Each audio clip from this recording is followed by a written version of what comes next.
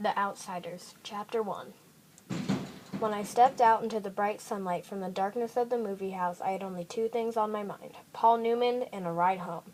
I was wishing I looked like Paul Newman. He looks tough and I don't, but I guess my own looks aren't so bad. I have light brown, almost red hair and greenish-gray eyes. I wish they were more gray, because I hate most guys that have green eyes, but I have to be content with what I have. My hair is longer than a lot of boys wear theirs, squared off in the back and long at the front and sides. But I'm a greaser, and most of my neighborhood rarely bothers to get a haircut. Besides, I look better with long hair. I had a long walk home and no company, but I usually loan it anyway, for no reason except that I like to watch movies undisturbed so I can get into them and live them with the actors. When I see a movie with someone, it's kind of uncomfortable, like having someone read your book over your shoulder. I'm different that way. I mean, my second oldest brother, Soda, who is 16 going on 17, never cracks a book at all. And my oldest brother, Daryl, who we call Derry, works too long and hard to be interested in a story or drawing a picture, so I'm not like them. And nobody in our gang digs movies and books the way I do. For a while there, I thought I was the only person in the world that did, so I loaned it.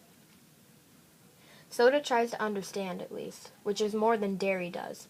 But then Soda is different from anybody. He understands everything almost, like he's never hollering at me all the time the way Derry is, or treating me as if I was 6 instead of 14. I love Soda more than I've ever loved anyone, even Mom and Dad. He's always happy-go-lucky and grinning, while Derry's hard and firm and rarely grins at all. But then, Derry's gone through a lot in his 20 years, grown up too fast. Soda Pop will never grow up at all. I don't know which way's the best. I'll find out one of these days. Anyway, I went on walking home, thinking about the movie, and then suddenly wishing I had some company. Greasers can't walk alone too much, or they'll get jumped, or someone will come by and scream, "Greaser!" at them, which doesn't make you feel too hot, if you know what I mean. We get jumped by the Sox. I'm not sure how you spell it, but that's the abbreviation for the socials, the jet set, the West Side rich kid. It's the term greaser, which is used to class all us boys on the east side. We're poorer than the Sox and the middle class. I reckon we're wilder, too. Not like the Sox, who jump greasers and wreck houses and throw beer blasts for kicks, and get editorials in the paper for being a public disgrace one day and an asset to society the next. Greasers are almost like hoods. We steal things and drive old souped-up cars and hold up gas stations and have a gang fight once in a while. I don't mean I do things like that. Derry would kill me if I got into trouble with the police. Since Mom and Dad were killed in an auto wreck, the three of us get to stay together only as long as we behave. So Soda and I stay out of trouble as much as we can, and we're careful not to get caught when we can't. I only mean that most greasers do things like that, just like we wear our hair long and dress in blue jeans and t-shirts, or leave our shirt tails out and wear leather jackets and tennis shoes or boots. I'm not saying that either Sox or greasers are better. That's just the way things are. I could have waited to go to the movies until Derry or Soda Pop got off work. They would have gone with me, or driven me there, or walked along, although Soda just can't sit still long enough to enjoy a movie, and they bored Derry to death. Derry thinks his life is enough without inspecting other people's. Or I could have gotten one of the gang to come along, one of the 4 boys Derry and Soda and I have grown up with and consider family. We're almost as close as brothers. When you grow up in a tight-knit neighborhood like ours, you get to know each other real well. If I had thought about it, I could have called Derry and he would have come by on his way home and picked me up. Or Two-Bit Matthews, one of our gang, would have come to get me in his car if I had asked him. But sometimes I just don't use my head. It drives my brother Derry nuts when I do stuff like that, 'cause I'm supposed to be smart. I make good grades and I have a high IQ and everything, but I don't use my head. Besides, I like walking. I about decided I didn't like it so much, though, when I spotted that red Corvair trailing me. I was almost 2 blocks from home then, so I started walking a little faster. I had never been jumped, but I had seen Johnny after 4 Sox got a hold of him, and it wasn't pretty. Johnny was scared of his own shadow after that. Johnny was 16 then. I knew it wasn't any use, though, the fast walking, I mean. Even before the Corvair pulled up beside me and 5 Sox got out, I got pretty scared. I'm kind of small for 14, even though I have a good build, and those guys were bigger than me. I automatically hitched my thumbs in my jeans and slouched, wondering if I could get away if I made a break for it. I remembered Johnny, his face all cut up and bruised, and I remembered how he had cried when we found him half conscious in the corner lot. Johnny had it awful rough at home. It took a lot to make him cry. I was sweating something fierce, although I was cold. I could feel my palms getting clammy and the perspiration running down my neck. I get like that when I'm real scared. I glanced around for a pop bottle or a stick or something. Steve Randall, Soda's best buddy, had once held off 4 guys with a busted pop bottle, but there was nothing, so I stood there like a bump on a log while they surrounded me. I don't use my head. They walked around slowly, silently, smiling. "Hey, Grease," one said in an over-friendly voice. "We're gonna do you a favor, Greaser. We're gonna cut all that long, greasy hair off." He had on a Madras shirt. I still see it. Blue Madras. One of them laughed, then cussed me out in a low voice. I couldn't think of anything to say. There just isn't a whole lot you can say while waiting to get mugged, so I kept my mouth shut. "Need a haircut, Greaser?" The medium-sized blonde pulled a knife out of his back pocket and flipped the blade open. I finally thought of something to say. "No." I was backing away from that knife. Of course I had backed right into one of them. They had me down in a second. They had my arms and legs pinned down, and one of them was sitting on my chest with his knees on my elbows, and if you don't think that hurts, you're crazy. I could smell English leather shaving lotion and stale tobacco, and I wondered foolishly if I would suffocate before they did anything. I was scared so bad I was wishing I would. I fought to get loose, and almost did for a second. Then they tightened up on me, and the one on my chest slugged me a couple of times, so I lay still, swearing at them. Between gasps, a blade was held against my throat. "How'd you like that haircut to begin just below the chin?" It occurred to me that they could kill me. I went wild. I started screaming for soda, dairy, anyone. Someone put his hand over my mouth, and I bit as hard as I could, tasting the blood running through my teeth. I heard a muttered curse and got slugged again, and they were stuffing a handkerchief in my mouth. One of them kept saying, "Shut him up, for Pete's sake, shut him up." There were shouts and the pounding of feet, and the socks jumped up and left me lying there gasping. I lay there and wondered what in the world was happening. People were jumping over and running by me, and I was too dazed to figure it out. Then someone had me under the armpits and was hauling me to my feet. It was Derry. "Are you all right, pony boy?"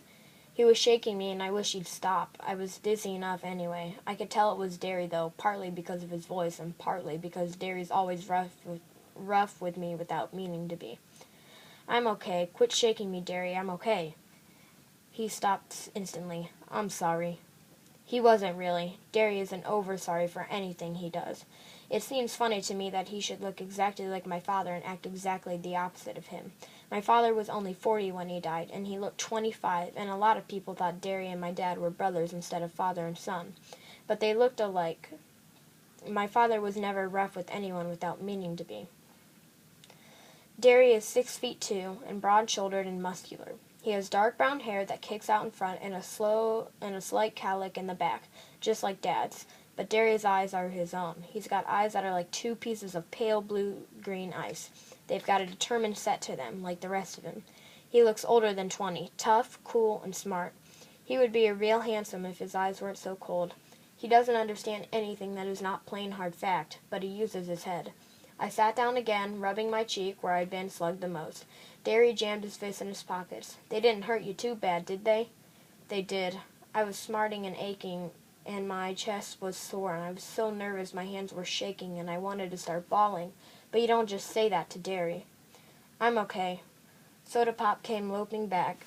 By then I had figured that all the noise I heard was the gang coming to rescue me. He dropped down beside me, examining my head. "You got cut up a little, huh, pony boy?" I only looked at him blankly. "I did?" He pulled out a handkerchief, wet the end of it with his tongue, and pressed it gently against the side of my head. "You're bleeding like a stuck pig." "I am? Look." He showed me the handkerchief, reddened as if by magic. "Did they pull a blade on you?" I remembered the voice. "Need a haircut, Greaser?" The blade must have slipped while he was trying to shut me up. "Yeah." Soda's handsomer than anyone else I know. Not like Derry. Soda's movie star kind of handsome. The kind that people stop on the street to watch go by. He's not as tall as Derry, and he's a little slimmer, but he has a finely drawn, sensitive face that somehow manages to be reckless and thoughtful at the same time. He's got dark gold hair that he combs back, long and silky and straight. and in the summer the sun bleaches it to a shining wheat gold. His eyes are dark brown, lively, dancing recklessly, laughing eyes that can be gentle and sympathetic one moment and blazing with anger the next. He has Dad's eyes. But Soda is one of a kind.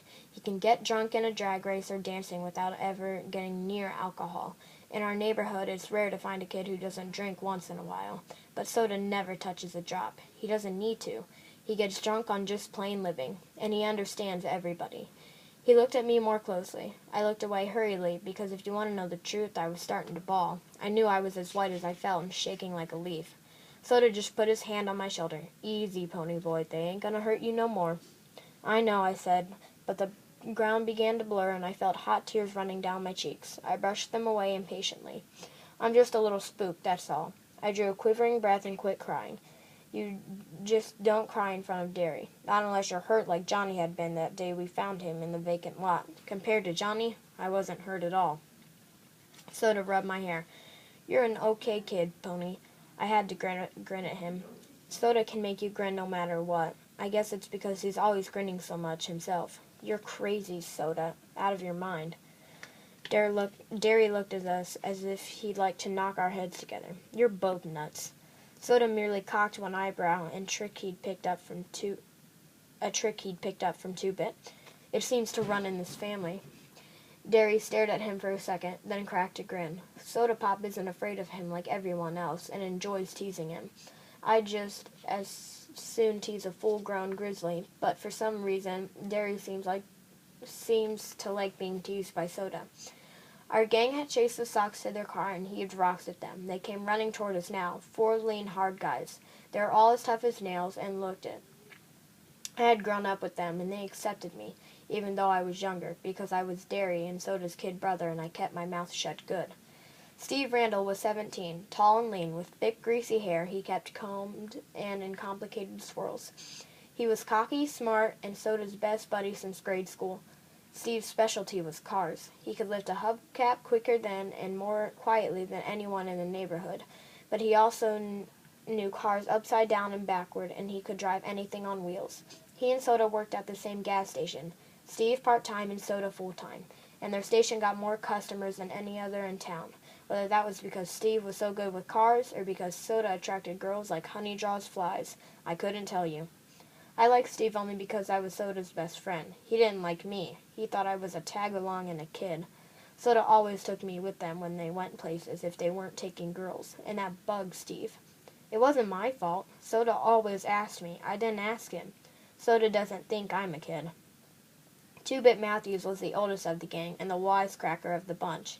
He was about 6 feet tall, stocky in build, and very proud of his long, rust-colored sideburns. He had gray eyes and a wide grin, and he couldn't stop making funny remarks to save his life. You couldn't shut up that guy. He always had to get his 2 bits worth in, hence his name. Even his teachers forgot his real name was Keith, and we hardly remembered he had one. Life was one big joke to Two-Bit. He was famous for shoplifting and his black-handled switchblade, which he couldn't have acquired without his first talent, and he was always smarting off to the cops. He really couldn't help it. Everything he said was so irresistibly funny that he just had to let the police in on to brighten up their dull lives. That's the way he explained it to me. He liked fights, blondes, and for some unfathomable reason, school. He was still a junior at 18 and a half, and he never learned anything. He just went for kicks. I liked him real well because he kept us laughing at ourselves and as well as other things. He reminded me of Will Rogers. Maybe it was the grin. If I had to pick the real character of the gang, it would be Dallas Winston, Dally.